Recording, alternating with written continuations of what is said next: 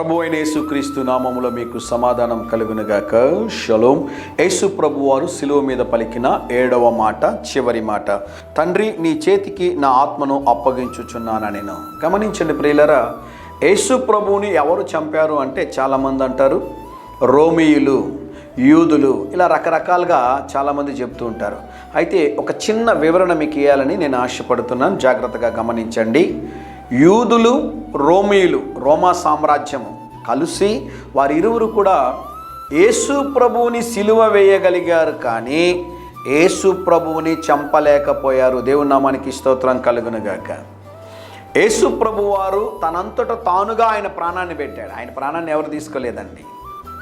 పిలాతు దగ్గరికి వెళ్ళినప్పుడు, అరిమత్తయి యేసు వైపు వెళ్ళినప్పుడు పిలాతు అడుగుతాడు ఒక మాట, ఆయన అంతలోనే మరణించిన అని.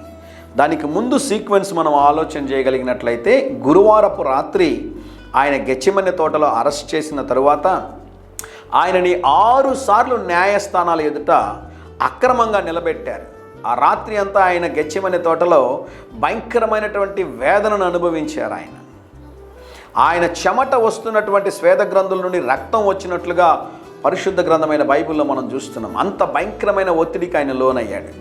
ఉదయకాల సమయంలో 9 గంటల నుంచి 3 గంటల వరకు యేసు ప్రభు వారు శిలువ మీద ఉన్నారు. యేసు ప్రభు వారు అంత భయంకరమైనటువంటి శ్రమలు అనుభవించారు కనుక ఆయనగా తన ప్రాణాన్ని అప్పగించినట్లుగా మనం చూస్తున్నాం. మరొక ప్రాముఖ్యమైన మాట ఏంటి అంటే, యెరూషలేములో ఉదయం 9 గంటల నుండి 3 గంటల వరకు గొర్రె పిల్లలకి బలులను అర్పిస్తూ ఉంటారు. యేసు ప్రభు వారు కూడా సాయంకాలం 3 గంటల సమయంలో సిలువలో ఆయన మరణించి తన ప్రాణమును మన కొరకు పెట్టారు. ఒక మాట చెప్పాలి, నా ప్రభువుని ఎవరు చంపలేదు, నా ప్రభువుని ఎవరు చంపలేరు. దేవుని నామానికి స్తోత్రం కలుగునుగాక. ఆయనగా తనంతట తాను మన కొరకు తన ప్రాణము పెట్టుటకు ఇష్టపడిన ధైర్యంగా ఈ దినాన్ని ఎదుర్కోండి. దేవుని సన్నిధి మీకు తోడుగా వచ్చునుగాక. ప్రియ పరలోకపు తండ్రి, ఈ దినం మా ప్రియులు తలపెట్టుచున్న కార్యములు అన్నిటిలో జయమును అనుగ్రహించమని యేసు నామములో ప్రార్థిస్తున్నాము తండ్రి. Amen, amen.